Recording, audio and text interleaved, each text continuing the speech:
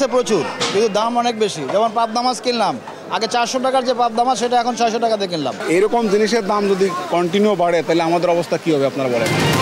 হঠাৎ বেসামাল নিত্যপণ্যের বাজার। মাংস, ডিম, সবজি ও মশলার দাম বাড়ছে লাফিয়ে লাফিয়ে। দাবদাহের প্রভাবে কমেছে সরবরাহ।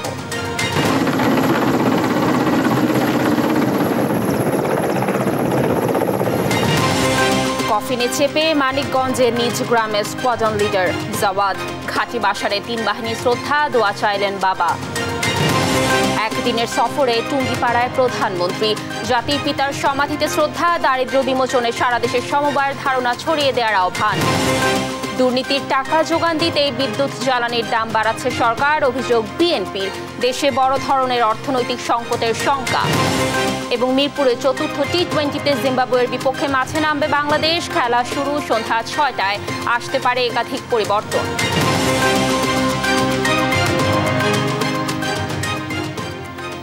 দর্শক দেখছিলেন শিরোনাম সংবাদ দুপুরের, সঙ্গে আছি আমি কানিজ লাবণী। দর্শক এবার চলে যাচ্ছে বিস্তারিত সংবাদে। সারা দেশেই হঠাৎ বেসামাল নিত্যপণ্যের বাজার। লাফিয়ে লাফিয়ে বাড়ছে দাম। সপ্তাহের ব্যবধানে অধিকাংশ সবজির দাম বেড়েছে কেজিতে 20 থেকে 40 টাকা। ঊর্ধ্বমুখী মাছ, মাংস ও মশলা জাতীয় পণ্যের দামও। এতে নাভিশ্বাস সাধারণ মানুষের। বিক্রেতারা বলছেন, টানা দাবদাহ এবং শিলাবৃষ্টিতে ক্ষতিগ্রস্ত হয়েছে ফসলের মাঠ, যার প্রভাবে কমেছে পণ্যের সরবরাহ। সহকর্মীদের পাঠানো তথ্যচিত্রে টুম্পা আফরোজার রিপোর্ট। সরবরাহে ঘাটতি নেই তেমন কোনো যৌক্তিক কারণ। তবুও চট্টগ্রামের বাজারে প্রায় সব ধরনের মুরগির দাম বেড়েছে কেজিতে 40 থেকে 50 টাকা। গরুর মাংস 800 আর খাসির মাংস বিক্রি হচ্ছে 1100 টাকায়। আমরা যারা পারতেছি কিনতেছি, যারা পারতেছি না কিনতেছি না। গত সপ্তাহে নিলাম একরকম, এখন দেখতেছি অনেক বেড়ে গেছে। চিংড়ি মাছ ধরেন 800 900 বলতেছে, যেগুলো আমরা 600। করলা 80 টাকা, বেগুন 80 টাকা, পটল 80 টাকা, আলু 50 থেকে 60 টাকা। এক সপ্তাহের ব্যবধানে বরগুনার বাজারে সব ধরনের মাছ কেজিতে বেড়েছে 150 থেকে 200 টাকা। ফলে আমিষের চাহিদা মেটাতে হিমশিম খাচ্ছেন সাধারণ মানুষ। প্রচুর দাম, এটা সাধারণ মানুষের পক্ষে কেনা সম্ভব না। এবং যারা আমরা মোটামুটি মধ্যবিত্ত শ্রেণীর এবং ছোট চাকরি করি, তাদের টিকে থাকাই বড় কঠিন। ভোলার বাজারে অন্যান্য সবজির সাথে সবচেয়ে বেশি বেড়েছে আদা ও কাঁচামরিচের দাম। সপ্তাহান্তে কাঁচামরিচ 50 আর আদার দাম বেড়েছে কেজিতে 40 টাকা। এত মাত্রায় বৃদ্ধি পাচ্ছে যে এখন আমাদের ক্রয় ক্ষমতার বাইরে। দাম নিয়ন্ত্রণে মনিটরিং বাড়ানোর কথা বলছেন ভোক্তা অধিকারের সংরক্ষণ অধিদপ্তর। অবৈধ মুনাফাখোর এবং যারা বাজারকে অস্থিতিশীল করতে চায় এরকম কোনো ব্যবসায়ীর যদি কোনো তথ্য পাওয়া যায়, তাহলে তাদের বিরুদ্ধে ব্যবস্থা গ্রহণ করা হবে। এবং সামনে যেহেতু পবিত্র ঈদুল আজহা, মশলার বাজারে মনিটরিং জোরদার করা হবে। সিরাজগঞ্জের কাঁচা বাজারে আলু, পেঁয়াজ, কাঁচামরিচ, রসুন, বেগুন সহ সব ধরনের সবজির দাম আকাশচুম্বী। টানা দাবদাহে সবজির ক্ষেত নষ্ট হয়, সরবরাহ কমেছে বলছেন বিক্রেতারা। কাঁচা মরিচের দাম বেশির কারণ হলো আপনার প্রচন্ড রোদের কারণে গাছগুলো মরে যাচ্ছে। আমাদের সরবরাহ কম থাকার কারণে আসলে দামটা একটু বেশি। প্রয়োজনে নিয়মিত মোবাইল কোর্ট পরিচালনার কথা জানালেন জেলা মার্কেটিং কর্মকর্তা। আমরা প্রতিদিন সপ্তাহে 7 দিনের মধ্যে প্রতিদিনে রিপোর্ট কালেকশন করি, ডিসি স্যারকে দেই এবং আমি মাসে অন্তত 20 দিন মোবাইল কোর্ট করি। হঠাৎ দাম বৃদ্ধির এই প্রতিযোগিতায় সবচেয়ে বেশি ক্ষতিগ্রস্ত হন সাধারণ ক্রেতা। আর কারসাজির মাধ্যমে দাম বাড়িয়ে যারা মানুষের পকেট কাটেন, তারা সবসময়ই রয়ে যান ধরাছোঁয়ার বাইরে। এমনটাই বলছেন ভুক্তভোগী সাধারণ মানুষ। টুম্পা আফরোজ, নিউজ ডেস্ক, দেশ টিভি। চট্টগ্রামের পতেঙ্গায় কর্ণফুলী নদীতে বিধ্বস্ত বিমান বাহিনী প্রশিক্ষণ বিমান দুর্ঘটনায় নিহত পাইলট আসিম জাওয়াদের মরদেহ মানিকগঞ্জে পৌঁছেছে। শুক্রবার বেলা 11:15টার দিকে তাকে বহনকারী বিমান বাহিনীর একটি হেলিকপ্টার অবতরণ করে মানিকগঞ্জ শহীদ মিরাজ তপন স্টেডিয়ামে। বাদঝুমা এ স্টেডিয়ামে তার নামাজের জানাজা শেষে তাকে সেওতা কবরস্থানে দাফন করা হবে। শেষবারের মতো জাওয়াদকে দেখতে ভিড় করেন স্বজন ও স্থানীয়রা।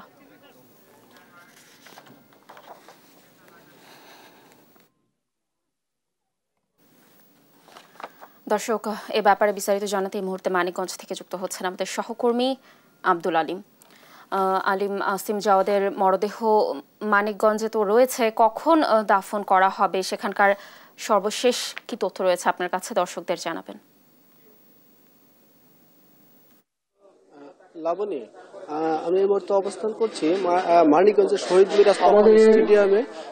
গতকাল বিমান দুর্ঘটনায় যে পাইলট যে আসিম জওয়ান যে নিহত হয়, তার মরদেহ 12টার দিকে বিমান বাহিনীর একটি হেলিকপ্টারে এই মাঠে তো তারপরে তার স্বজন আত্মীয় স্বজন সবাই তাকে দেখতে কান্নায় জড়িয়ে পড়ে। তো এই প্রস্তুতি নিচ্ছে সবাই। হওয়ার পরেই শহরের কবরস্থানে তাকে সমাধি দেওয়া হবে এবং কবরস্থান তাকে সাহিত্য করা হবে। তো এখানে তার আত্মীয় স্বজনরা সবাই জানাজায় অনুষ্ঠিত হয়েছে, জানাজায় অংশগ্রহণ করেছেন। যে স্বজনরা যেটি বলছেন যে তার জন্য দোয়া করার জন্য এবং তার পরিবারকে সান্ত্বনা দেওয়া, তার পরিবার যে বলছে তাকে যেন সবাই দোয়া করেন, যেন সে বেহেশত নসিব হয় বলে তারা করছেন। তো জানা যায় কিন্তু হাজার হাজার জনগণ কিন্তু এই জানাজায় অংশগ্রহণ করেছে। এখানে বিমান বাহিনীর কর্মকর্তারা এসেছেন, পুলিশ প্রশাসন, জেলা প্রশাসন এবং নৌবাহিনীর কর্মকর্তারাও কিন্তু এই জানাজায় অংশগ্রহণ করেছেন। তো এই জানাজা শেষ হওয়ার পরে কিন্তু তাকে কবরস্থানে তার এবং সেখানে চিরনিদ্রায় শায়িত হবে। তার পরিবারের মধ্যে তার স্ত্রী রয়েছে, একটি ছেলে এবং একটি মেয়ে রয়েছে। তো আসলে এই ছোট বাচ্চাদের নিয়ে তার অসহায় এবং তার মা অসহায় হয়ে পড়েছেন। আসলে তার মা এবং বাবার কিন্তু একমাত্র সন্তান ছিল আসিম জাওয়াদ লাবণী। এই ছিল আসিম জাওয়াদের মৃত্যুর এবং মানে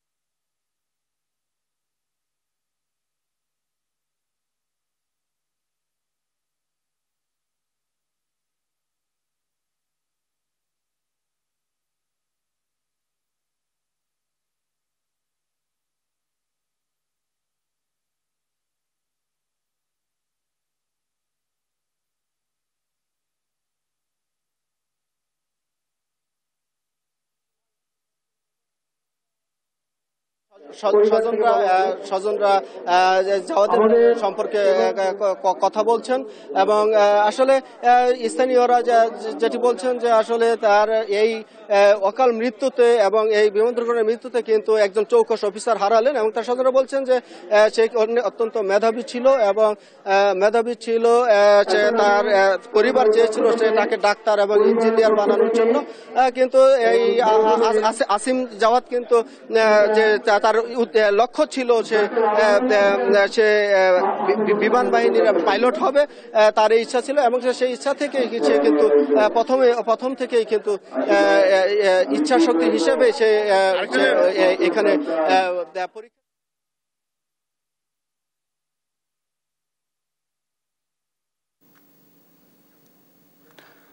ধন্যবাদ মানিক আমাদের সাথে যুক্ত থাকার জন্য। দর্শক, স্কোয়াড্রন লিডার আসিম জাওয়াদের নামাজে জানাজা আর কিছুক্ষণের মধ্যেই অনুষ্ঠিত হবে, সেখান থেকে সর্বশেষ তথ্য জানাচ্ছিলেন আমাদের সহকর্মী। এর আগে বিমান দুর্ঘটনায় নিহত স্কোয়াড্রন লিডার আসিম জাওয়াদের প্রতি শ্রদ্ধা জানান 3 বাহিনীর সদস্যরা। সকালে চট্টগ্রাম থেকে তার মরদেহ আনা হয় তেজগাঁওয়ের বিমান ঘাঁটি বাসারের প্যারেড গ্রাউন্ডে। সেখানে দ্বিতীয় নামাজের জানাজা শেষে তাকে গার্ড অফ অনার প্রদান করা হয়। এ সময় 3 বাহিনীর পক্ষ থেকে জানানো হয় শ্রদ্ধা। সন্তানের জন্য সকলের কাছে দোয়া চান আসিমের বাবা। নিয়াজ মোর্শেদের রিপোর্ট। বৃহস্পতিবার চট্টগ্রামের বাংলাদেশ বিমান বাহিনীর ঘাঁটি জহুরুল হক থেকে উড্ডয়নের পরে প্রশিক্ষণ শেষে ফেরার সময় বিমানটি কর্ণফুলী নদীর মোহনায় দুর্ঘটনায় পতিত হয়।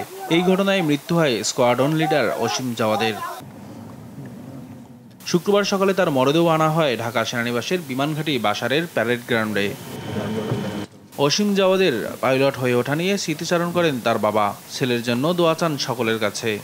সিকিউরিটিহীন চাকরি, ফ্লাই করবে, দেশের জন্য ফ্লাই করবে, তবু আমি দিয়েছি। ওর আম্মা যথেষ্ট না করেছে আমাকে, কিন্তু আমি ওর যেটা আগ্রহ আমি সেটাকে সম্মান করে ওকে আমি দিয়েছিলাম। ওর পেশাগত জীবনে ওর দায়িত্ব পালন করতে যে কারো মনে যদি কোনো প্রকার বিন্দুমাত্র কোনো আঘাত দিয়ে থাকে, আপনারা দয়া করে ওকে মাফ করে দিবেন। এরপর দ্বিতীয় জানাজায় অংশ নেন বিমান বাহিনী সহ 3 বাহিনীর বিভিন্ন স্তরের কর্মকর্তারা। জানাজা শেষে 3 বাহিনীর পক্ষ থেকে শ্রদ্ধা জানানো হয় স্কোয়াড্রন লিডার অসীম জাওয়াদের মরদেহে। শ্রদ্ধা নিবেদন শেষে মরদেহ প্যারেড সহকারে ধীর গতিতে লাশবাহী গাড়িতে তোলা হয়। এ সময় কান্নায় ভেঙে পড়েন তার সহকর্মীরা।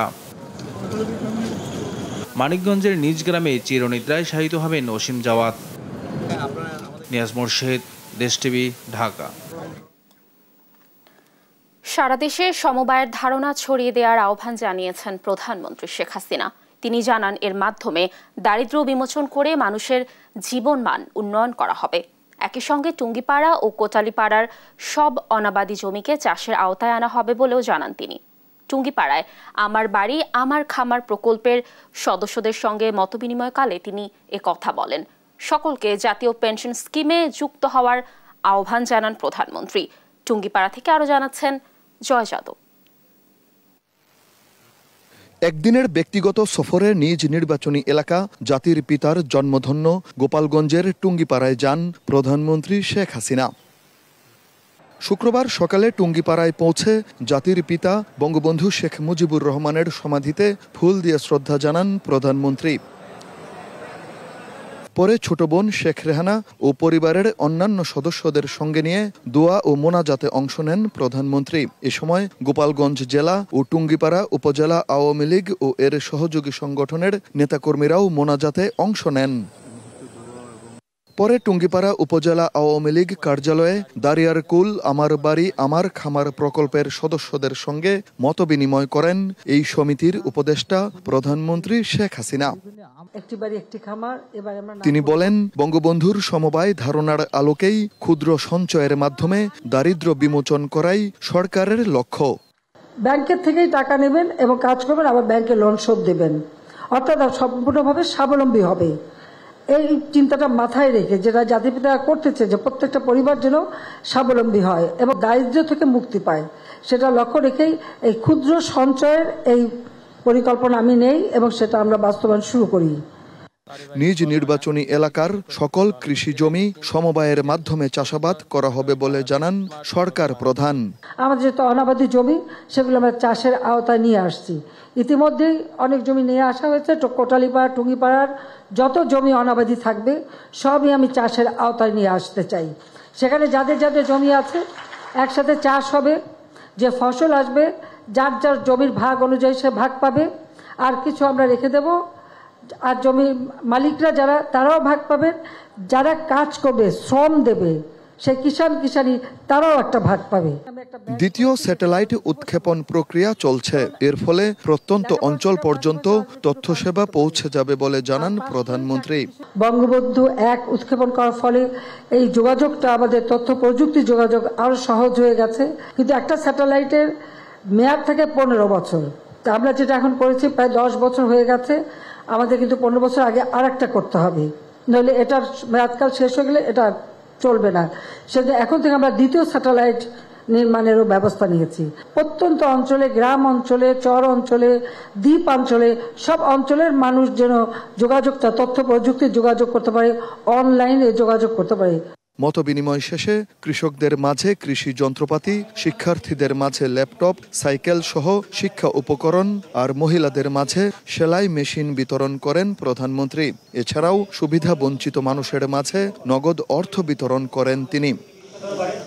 জয় যাদব, দেশ টিভি, টুঙ্গিপাড়া, গোপালগঞ্জ। অর্থনৈতিক সংকটের মুখে এ সরকার টিকে থাকবে কিনা তা নিয়ে শঙ্কা জানিয়েছেন নাগরিক ঐক্যের সভাপতি মাহমুদুর রহমান মান্না। তিনি দাবি করেন, আওয়ামী লীগ সরকারের সাথে কোনো আপোষ নয়, শেষ পর্যন্ত দেখে ছাড়বে বিরোধী রাজনৈতিক দলগুলো। বিএনপি নেতাদের অভিযোগ, দেশের জনগণের ওপর একের পর এক উপদ্রব চাপাচ্ছে সরকার। দুর্নীতির টাকার যোগান দিতেই বিদ্যুৎ জ্বালানির দাম বাড়ানো হচ্ছে বলেও অভিযোগ তাদের। সাইফুর রিপনের রিপোর্ট। বিদ্যুৎ জ্বালানি ও রেলের ভাড়া বৃদ্ধির প্রতিবাদ ও বিএনপি চেয়ারপারসন খালেদা জিয়া সহ সব রাজবন্দীর মুক্তির দাবিতে জাতীয় প্রেস ক্লাবের সামনে অবস্থান কর্মসূচির আয়োজন করে বাংলাদেশ নাগরিক অধিকার আন্দোলন।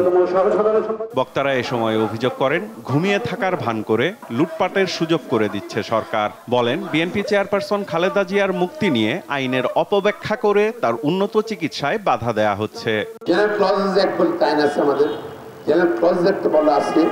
যে অথরিটি যে কোনো আদেশ দেয়, সে অথরিটি সে আদেশ বাতিল করার এবং রহিত করার বা সংশোধন করার ক্ষমতা আছে। যদি চান আইনমন্ত্রী বা প্রধানমন্ত্রী চাইলে আমরা আইনজীবী তার কোর্ট আসলে বসতে পারি, আইন দেখাই দিতে পারবো।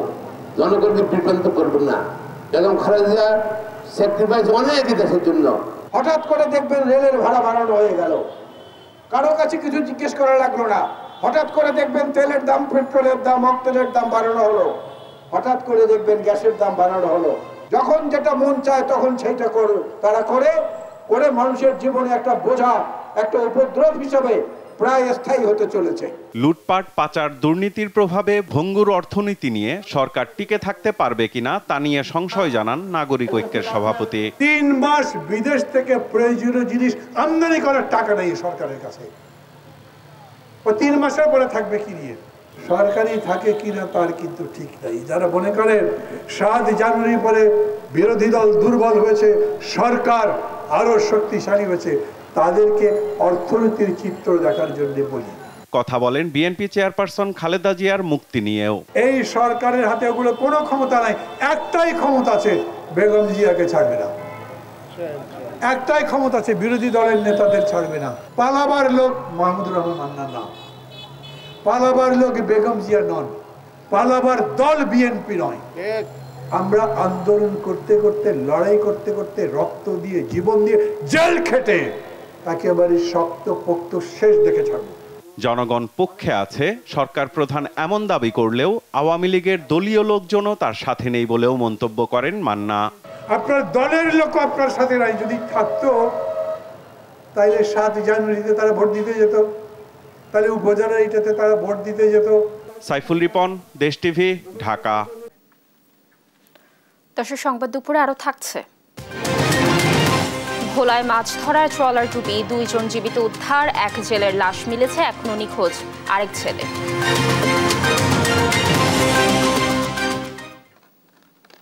ফিলিস্তিনি ইসরায়েলি গণহত্যা বন্ধের দাবিতে রাজধানীর বায়তুল মোকাররমের উত্তর গেটে বিক্ষোভ করছেন মুসল্লিরা। দর্শক, আমরা সরাসরি চলে যাচ্ছি সেখানে। মিশর, কুয়েত যারা ইসরায়েলের চতুর্দিকে আছেন, আমরা তাদের কাছে দাবি জানাই, ইসরায়েলকে অনুরোধ করা লাভ হয় না। হিংস্র পশুকে যেরকম বাঘকে যদি বলেন তুমি খাইও না, সে খাবেই খাবে। ইসরায়েল নরপশুর দেশে পরিণত হয়েছে। অতএব আপনারা আকাশপথ বন্ধ করে দিন, ইসরায়েলের সব প্লেন বন্ধ করে দিন, আপনাদের আকাশ সীমায় যেন না উঠতে পারে। তাদের পণ্যবাহী, অস্ত্রবাহী সকল জাহাজ বন্ধ করে দিন, তাহলে ইসরায়েল যুদ্ধ বিরোধীতে রাজি হবে, যুদ্ধ বন্ধ হবে। সবাইকে ধন্যবাদ। আসসালামু আলাইকুম ওয়া রাহমাতুল্লাহ।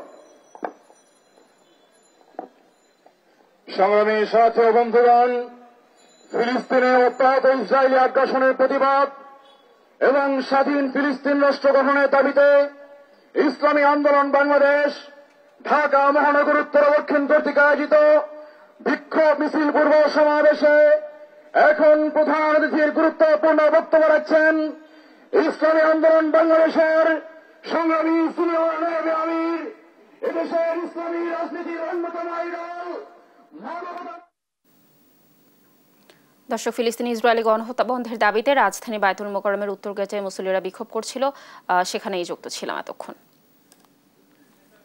প্রশিক্ষণ যুদ্ধ বিমান দুর্ঘটনায় নিহত আসিম জাওয়াদের জানাজা হচ্ছে মানিকগঞ্জে। আমরা সরাসরি চলে যাচ্ছি তার জানাজায়।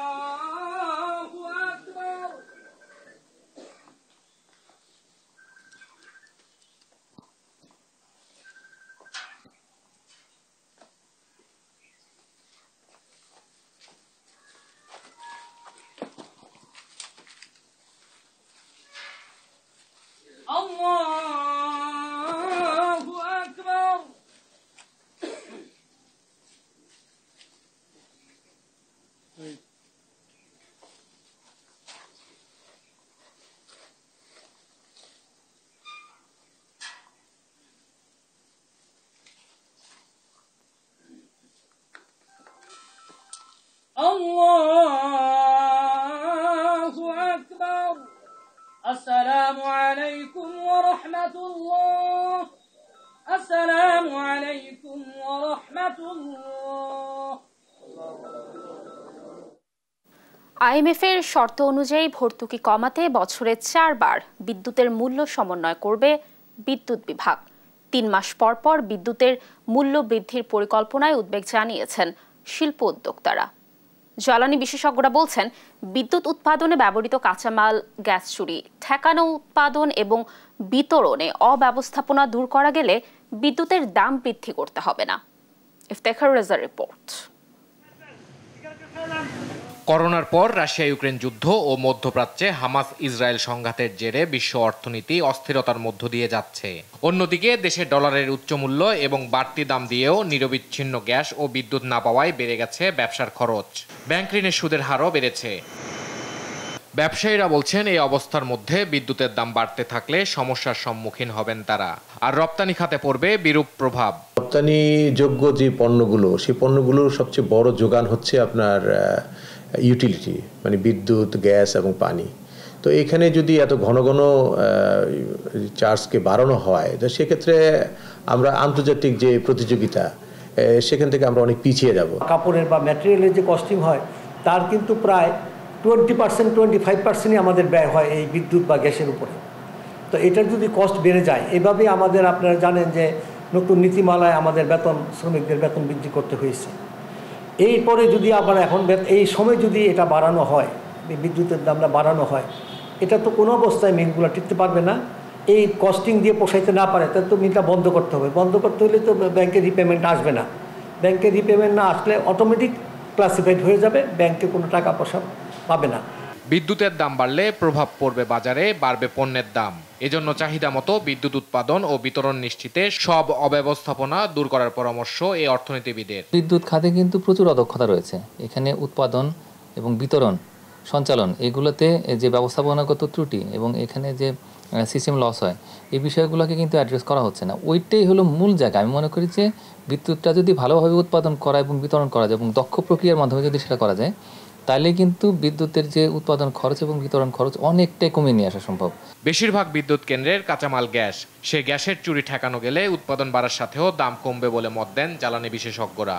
এটা সিস্টেমিং 100 থেকে 150 মিলিয়ন পার ডে চুরি হয়, ডাকাতি হয়। 15 দিনও লাগবে না এই সিস্টেম চুরিটা বন্ধ করতে। আপনি আমাকে দেখান যে একটা উদ্যোগের ক্ষেত্রে হয়েছে।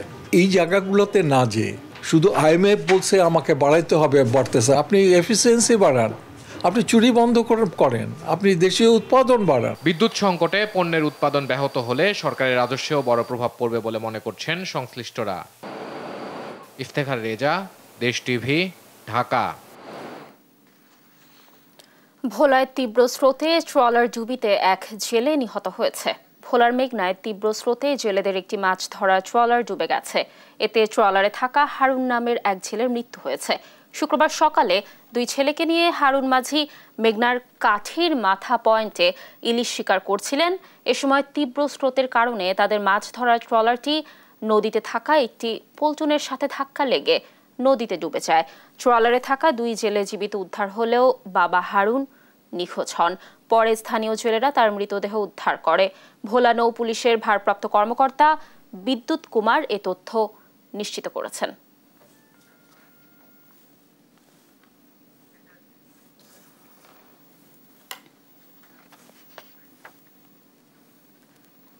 সড়কের ঝুঁকি কমাতে নতুন আইনের বাস্তবায়ন দুর্ঘটনা আরও বাড়াতে পারে বলে মনে করছেন যোগাযোগ বিশেষজ্ঞরা।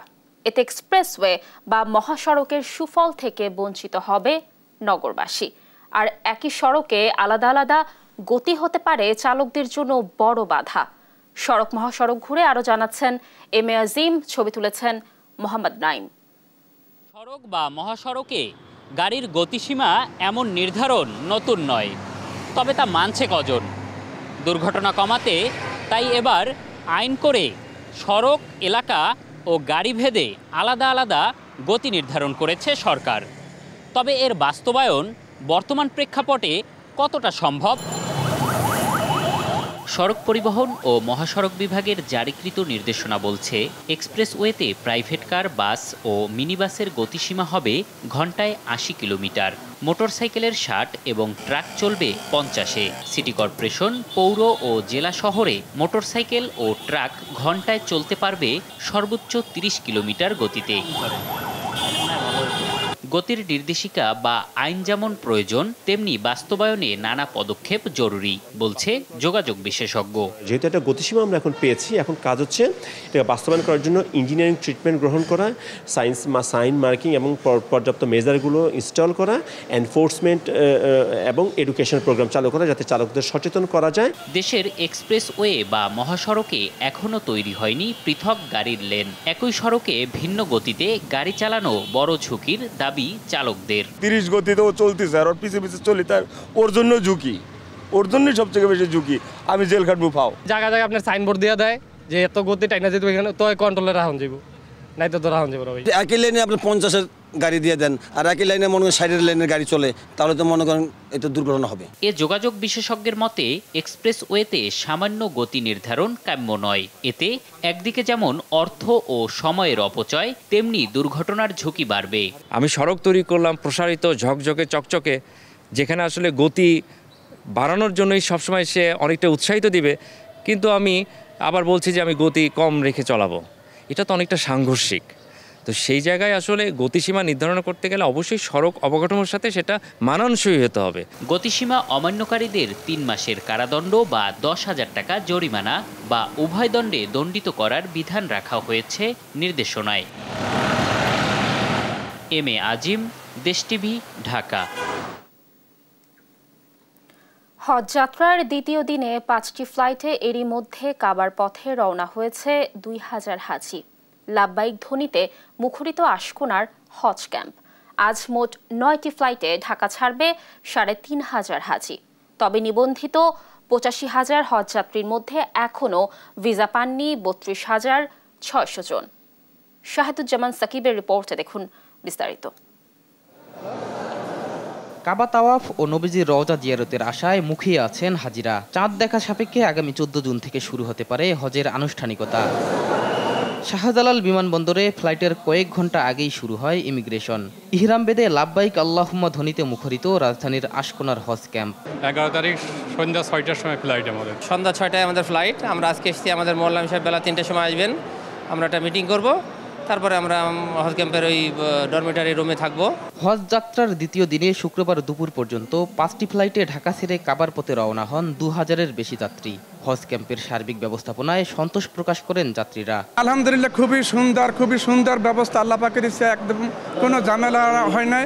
পর্যন্ত এই যে আসলাম যে এখন মানে কোনো ধরনের সমস্যা আমার মানে কোনো রকমের মানে ধরেন আপনার প্রবলেম ফেস করি নাই, কোনো সমস্যা নেই, ইনশাআল্লাহ সবই ঠিকঠাক। নির্বিঘ্নে হজ যাত্রা নিশ্চিত করতে সব ব্যবস্থা নিয়েছে আশকোনা হজ ক্যাম্প কর্তৃপক্ষ। 3 তারিখেই তাদের টিকিট, পাসপোর্ট, ভিসা, স্টিকার এবং তাদের আইডি কার্ড 3 থেকে 6 তারিখের মধ্যে তাদেরকে সরবরাহ করে দিয়েছি।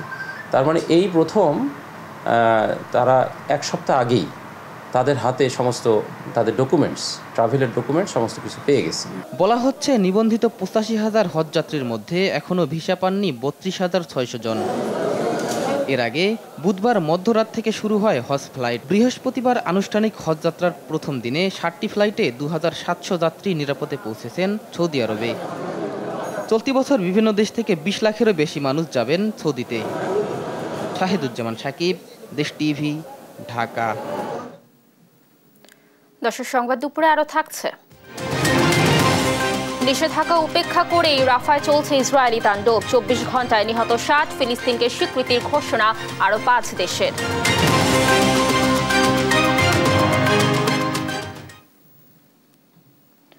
সিরাজগঞ্জে বঙ্গবন্ধু শেখ মুজিব রেলওয়ে সেতুটির কাজ এগিয়ে চলছে। এরই মধ্যে শেষ হয়েছে 84% কাজ।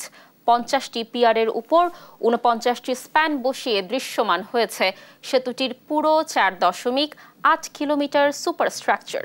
আগামী ডিসেম্বরে সেতুটি নির্মাণ কাজ সম্পন্ন হবে বলে আশা কর্তৃপক্ষের। সিরাজগঞ্জ থেকে সহকর্মী সাইমুদ্দিনের পাঠানো তথ্যচিত্রে টুম্পা ফ্রোজের রিপোর্ট। জাপান ও বাংলাদেশ সরকারের যৌথ অর্থায়নে 4.8 কিলোমিটার দৈর্ঘ্যের বঙ্গবন্ধু শেখ মুজিব রেলওয়ে সেতুটি এখন পুরোপুরি দৃশ্যমান। সেতুতে বসানো হয়েছে 50টি পিয়ার। প্রতি 2টি পিয়ারের মাঝখানে একটি করে মোট 49টি স্প্যান বসানো শেষ হয়েছে। সেতুর উপরে রেল লাইন স্থাপন শেষ হয়েছে 2.25 কিলোমিটার। রেল সেতুতে ডুয়েল গেজ ডাবল লাইন নির্মাণও শেষ দিকে। এখন অ্যাডজাস্টমেন্টের কাজ চলছে বলে জানান সংশ্লিষ্টরা। বাকি কাজগুলো যথাসময়ে শেষ হবে বলে আশা করছেন তারা। আমাদের পিয়ার পুরো কমপ্লিট হয়ে গেছে, দেখছেন আমাদের পুরো স্প্যান কমপ্লিট হয়ে গেছে। আমাদের ইনভেস্টমেন্টের কাজটা শেষ হয়ে গেছে, ট্রেনিং এর কাজটা আমাদের এখানে চলমান রয়েছে। ইনশাআল্লাহ সবই যতটুকু কাজ হয়েছে সবই আমরা সময়ের সঙ্গে, পরিকল্পনার সঙ্গে এবং কোয়ালিটিফুলভাবে করতে পেরেছি। বাকিটুকু খুব শীঘ্রই শেষ হয়ে যাবে। এরই মধ্যে 84% কাজ শেষ হয়েছে বলে জানান সেতুটির প্রকল্প পরিচালক। সেতুর পূর্ব পার অর্থাৎ টাঙ্গাইল অংশের কাজ আগামী আগস্টে এবং পশ্চিম পার সিরাজগঞ্জ অংশের কাজ আগামী ডিসেম্বরের মধ্যেই শেষ হবে বলে জানান তিনি। পর্যায়ে আসলে ওভারঅল অগ্রগতি 84%। WD2 পোর্শনে সুপার স্ট্রাকচারের কিছু অ্যাডজাস্টমেন্টের কাজ চলতেছে। কাজ আমাদের জুনের আগেই শেষ হয়ে যাবে। আর WD2 প্যাকেজের যে মাইনর ওয়ার্কগুলো সেটা সম্পাদন শেষে আমরা ডিসেম্বরের শেষ নাগাদ এই কাজটা আসলে পুরোপুরি কমপ্লিট করতে পারবো। রেল সেতুর নির্মাণ ব্যয় ধরা হয়েছে 16,780 কোটি টাকা। নিউজ ডেস্ক, দেশ টিভি।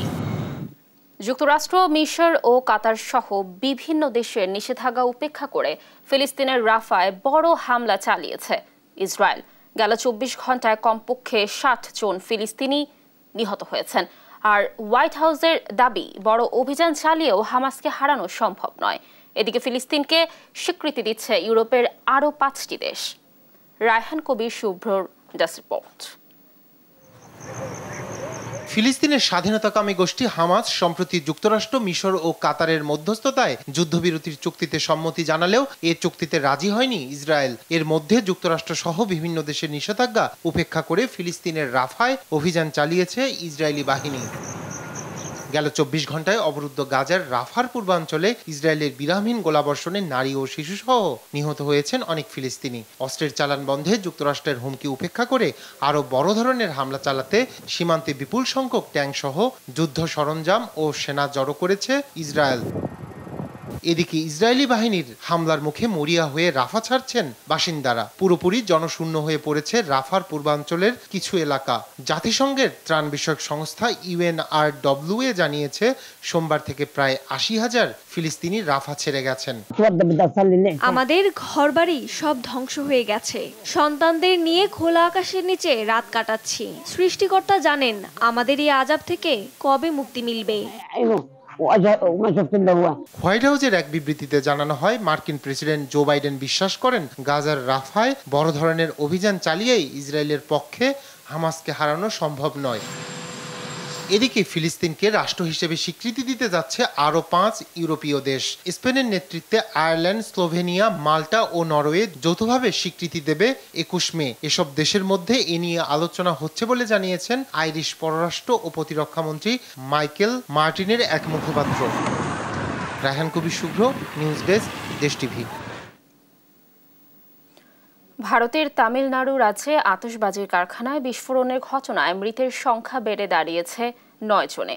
গুরুতর আহতদের চিকিৎসা চলছে বলে জানা গেছে। বৃহস্পতিবার স্থানীয় সময় দুপুরে তামিলনাড়ুর বিরুধুনগর জেলার শিবকাশিতে ওই আতশবাজির কারখানায় ভয়াবহ বিস্ফোরণের ঘটনায় অনুসন্ধান চলছে। কয়েক ঘন্টার প্রচেষ্টায় দমকল বাহিনী আগুন নেভাতে সক্ষম হয়েছে। ঠিক কী কারণে বিস্ফোরণ ঘটল তা খতিয়ে দেখা হচ্ছে বলে জানিয়েছে পুলিশ। শিবকাশি ভারতের আতশবাজি উৎপাদন কেন্দ্র হিসেবে পরিচিত। গত বছর অক্টোবরে তামিলনাড়ুর শিবকাশিতে আরেকটি ভয়াবহ বিস্ফোরণের ঘটনায় 11 জনের প্রাণহানি হয়। তবে প্রাথমিকভাবে আতশবাজির নমুনা পরীক্ষা করার সময় বিস্ফোরণ ঘটেছিল বলে ধারণা করা যাচ্ছে। 5 ম্যাচ সিরিজের চতুর্থ টি-20তে আজ জিম্বাবুয়ের বিপক্ষে নামবে মাঠে বাংলাদেশ। প্রথম 3 ম্যাচ জিতে সিরিজ নিশ্চিত করা টাইগার একাদশে একাধিক পরিবর্তনের আভাস। খেলবেন সৌম্য ও সাকিব। এদিকে সিরিজ হারলেও শেষ 2 ম্যাচ জিততে চায় জিম্বাবুয়ে। মিরপুরের শেরেবাংলা জাতীয় ক্রিকেট স্টেডিয়ামে ম্যাচ শুরু সন্ধ্যা 6টায়। রিফাত আনজুমের রিপোর্ট। বিশ্বকাপের আগে জিম্বাবুয়ের বিপক্ষে 5 ম্যাচের টি-20 সিরিজ 2 ম্যাচ হাতে রেখে জিতেছে বাংলাদেশ। প্রস্তুতির কথা চিন্তা করলে এতটুকু পর্যন্ত ঠিক আছে, কিন্তু উগান্ডার কাছে হেরে বিশ্বকাপ থেকে বাদ পড়া জিম্বাবুয়ের বিপক্ষে যখন লড়াই করে জিততে হয়, তখন প্রস্তুতি কতটুকু ভালো হয়েছে সেটা নিয়ে প্রশ্ন তোলাই যায়। টপ অর্ডারে লিটন দাসের অবস্থা খুবই করুণ। অধিনায়ক নাজমুল হোসেন শান্তর ব্যাটে রান নেই। বড় রানের ভিত যারা করে দিবেন তাদেরই যদি এই, তবে প্রস্তুতি কেমন হয়েছে সেটা বলার অপেক্ষা রাখে না। জিম্বাবুয়ের বিপক্ষে শেষ 2 টি-20তে দলে ফিরেছেন সাকিব ও মুস্তাফিজ। লক্ষ্যটা পরিষ্কার, জিম্বাবুয়েকে হোয়াইট ওয়াশ করা। সংবাদ সম্মেলনে দলের প্রতিনিধি হয়ে আসা পেসার তাসকিন জানান, টপ অর্ডারে ব্যাটারদের চেষ্টার কোনো ঘাটতি নেই। আমাদের প্রত্যেকটা প্লেয়ারই ইন্ডিভিজুয়াল আলাদা আলাদা রোল আছে। সে তার রোলটা অনুযায়ী খেলার চেষ্টা করে। সামটাইমস বেটার এক্সিকিউট হয়, সামটাইমস কম। আমি শিওর যে সবাই এটাই চেষ্টা করবে এবং যার যেই নতুন স্কিল আছে ওগুলা এক্সপেরিমেন্ট করার ভালো একটা সুযোগ এই 2টা ম্যাচ। আমি শিওর আমরা সবাই সেটা চেষ্টাও করব। সিরিজের বাকি ম্যাচ দুটিতে দুর্বলতা খুঁজে বের করে বিশ্বকাপে যাবার আগে নিজেদের শোধরানোর লক্ষ্য টিম টাইগার্সের। এটা আমরাও বুঝতে পারছি যে আমাদের এক্সপেকটেশন ওয়াইজ স্টার্ট হচ্ছে না, এটা নিয়ে কাজ হচ্ছে এবং আসলে সর্বোচ্চ চেষ্টা করা ছাড়া তার কোনো কিছুই হাতে নেই। তো চেষ্টা করে যাচ্ছি, আই হোপ সামনে বেটার কিছু হবে এবং ইনশাল্লাহ এই 2টা ম্যাচও আগের ম্যাচগুলো থেকে বেটার হবে ব্যাটিং। অন্যদিকে সিরিজ হারের পর জিম্বাবুয়ে নতুন করে পাওয়ার কিছু নেই। টাইগারদের হারিয়ে সান্ত্বনার জয়ের খোঁজে মাঠে নামবে সিকান্দার রাজার দল। রিফাত আনজুম, দেশ টিভি, ঢাকা। দর্শকের পর্যায়ে সংবাদ শিরোনামগুলো জানিয়ে দিচ্ছি আরও একবার।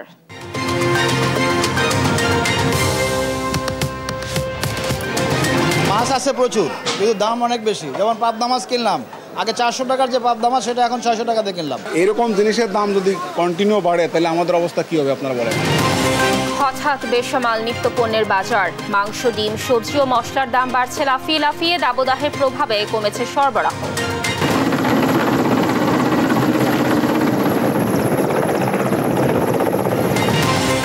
কফিনে চেপে মানিকগঞ্জে নিজ গ্রামে স্কোয়াড্রন লিডার আসিম জাওয়াদ। ঘাঁটি বাসারে 3 বাহিনীর শ্রদ্ধা, দোয়া চাইলেন বাবা। একদিনের সফরে টুঙ্গিপাড়ায় প্রধানমন্ত্রী। জাতির পিতার সমাধিতে শ্রদ্ধা। দারিদ্র্য বিমোচনে সারা দেশে সমবায়ের ধারণা ছড়িয়ে দেওয়ার আহ্বান। দুর্নীতির টাকা যোগান দিতে বিদ্যুৎ জ্বালানির দাম বাড়াচ্ছে সরকার, অভিযোগ বিএনপির। দেশে বড় ধরনের অর্থনৈতিক সংকটের শঙ্কা। এবং মিরপুরে চতুর্থ টি-20তে জিম্বাবুয়ের বিপক্ষে মাঠে নামবে বাংলাদেশ। খেলা শুরু সন্ধ্যা 6টায়। আসতে পারে একাধিক পরিবর্তন। দর্শক, এই ছিল এখনকার সংবাদ দুপুর। পরে বুলেটিন দেখার আমন্ত্রণ রইল। এছাড়া দেশ টিভির সর্বশেষ সব খবর পেতে ভিজিট করুন www.desh.tv। ফেসবুকে আমাদের সঙ্গে যুক্ত থাকুন। দেশ টিভি অথবা দেশ টেলিভিশন পেজে। এছাড়াও সর্বশেষ সব ভিডিও পেতে ইউটিউবে আমাদের হ্যান্ডেল @দেশ টেলিভিশন অথবা @দেশ টিভি নিউজ লিখে সার্চ করুন। ধন্যবাদ সবাইকে।